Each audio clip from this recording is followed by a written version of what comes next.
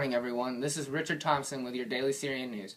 A former U.S. soldier has taken arms with the most notorious Syrian rebel gang, the Jabhat al-Nusra, said to be an offshoot of the al-Qaeda gang in Iraq. Another update for Syrian news is this whole generation of Syrian children risks being lost due to the spiral conflict of civil war in the country. The Union's Child Agency cautioned this Tuesday, saying anyone needs to report this as soon as possible. On Friday, March 15, 2013, Syria has reached its second year on crisis due to the ongoing cluster battles between government troops and armed rebels in the capital of Damascus. While we are on the topic of crisis, Syria's Air Force has launched war airplanes into the rebel bases in Damascus. Now to John with the weather.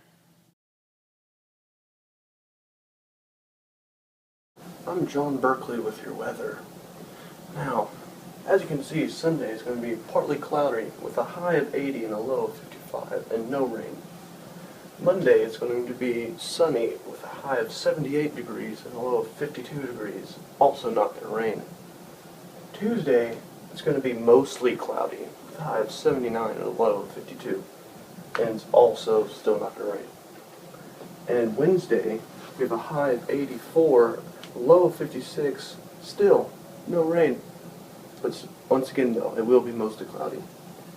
Thursday, it's going to be raining with a high of 71 and a low of 44. And Friday, it's going to be partly cloudy, with a high of 60, a low of 43, and 20% chance for rain. And Saturday, we have a high of 61, a low of 43, with a 30% chance for rain. Thanks for listening. Once again, this is John Berkeley. Now on to Alex Wilkerson. Thanks, John. I'm in Hawaii where research is being conducted for trips to space. A team of scientists are trying to come up with a way to take a trip to Mars. However, the trip will take 2 to 3 years there and back. Therefore, enough food and water must be brought, and this poses a problem. The scientists are trying to develop a way to lighten the weight of the food and water, while still being able to have enough for the astronauts to survive the trip. This study will take place on a lava field on the Big Island, where the conditions are similar to that of Mars. Aside from the space research, 32 fugitives were arrested by the U.S. Marshals Hawaii Fugitive Task Force. The task force cleared 45 warrants in a 4-day operation. The officers targeted fugitives with extensive criminal histories, which included kidnapping, robbery, possession of narcotics, and firearms. The officers started the operation by arresting Sean Carroll. Carroll had a warrant for his arrest issued on February 13th for 3 counts of sexual assault. He is currently being held at Hawaii Community Correctional Center on a $100,000 bond. On Tuesday, officials arrested Shawnee Pryor for violation of parole. Pryor was on parole for sale of opiates and possession of depressants, stimulants, and hallucinogenics. He awaits an extradition hearing back to Kansas at the Hawaii County Correction Center. 30 other criminals were arrested for various charges. This just in, a woman in Mali was shot in the back of her head after getting off the bus. On Thursday at 11:30 in the morning, Michelle Chung caught the bus to go to a meeting. She got off a bus stop on the side of the highway. She walked about 300 yards and realized that something was wrong.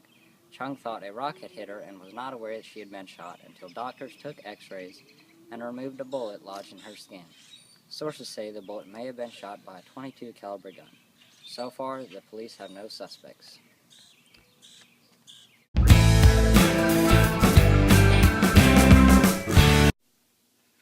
Gosh, I hate cable. Cable's worse than...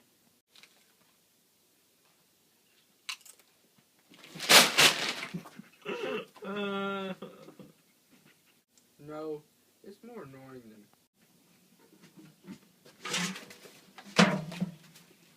Man, DirecTV is better than... Ooh, a penny. Yeah. Ooh, another penny. Yay! So that's why you should upgrade to the new DirecTV Genie. You can record 5 shows at once at any room in the house. Dang. Do you struggle with your hops? Do you wish you could jump higher? If you answered yes to any of these questions, get the new Air Maxes today.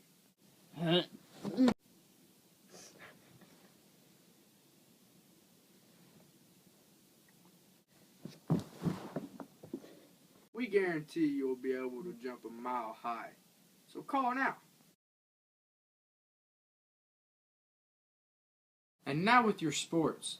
Recently, 2 mortars exploded next to a soccer stadium in central Damascus Wednesday, killing 1 player and injuring several others. The player killed was 19-year-old Yusuf Solomon, the team striker. He was the father of a 6-month-old baby.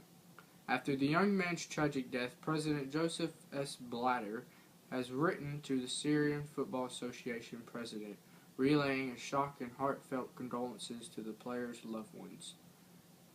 The top story, Syria won the first ever West Asian Football Federation Championship, and this week they began their qualifying campaign for the AFC Asian Cup in Australia 2015, taking on Group A rivals Oman. The former Syrian international star said, "Football always gives happiness and joy, and it has a positive effect on people. It puts a smile on the fans' faces. Winning the West Asian Trophy had a really positive impact and one we felt ourselves, and I hope we can contribute to receiving the Syrian people's spirits by our performance in the Asian Cup qualifiers." Because of their conditions at home, they have little time to prepare, but team's captain Al said his team is strong and he is sure they can overcome it. Syria is currently ranked 134th in world rankings. The Syrian League, which has been suspended for a very considerable period and had the start of its new season repeatedly delayed, finally got underway again this Tuesday, with a number of games being staged in the capital in Damascus. Because of the deadly conditions in Syria, they will play their games in front of empty stands. The top team in Syrian League is Al-Jesh, with 5 wins, 1 draw, and 0 losses. Top scorer is Yums Solomon with 5 goals. Top games today, Al-Ittihad wins 2-0 versus Al-Tiliyah. Chechen wins 3-1 versus Umayyah. Al-Misfit wins a close one 1-0 versus Al-Karma. And Al-Josh stays undefeated, winning 3-0 versus Al-Maj. That's all for your sports. This is Richard Thompson, signing off for Channel 4 News. Stay classy, Syria.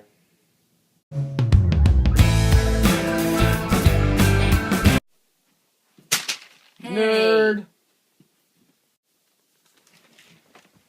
Nerd! Leave me alone. Nerd! That's enough. You have bully problems? Hire him.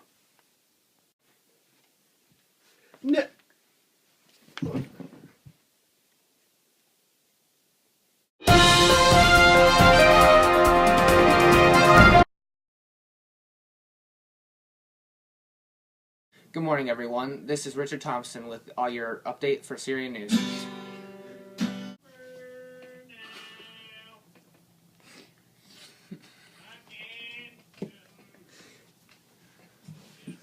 Bird you cannot change.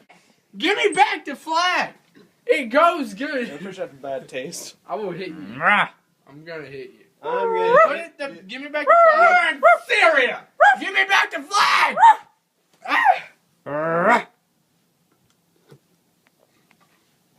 Start it. The young man's tragic death, President Joseph Blatter has written to the... What are you laughing about? Okay, I'm done. Brandon. And now with your sports. Recently, 2 mortars exploded next to a soccer stadium, and why the heck is he back here? Get out! You messed up every freaking thing! We can't even do a video!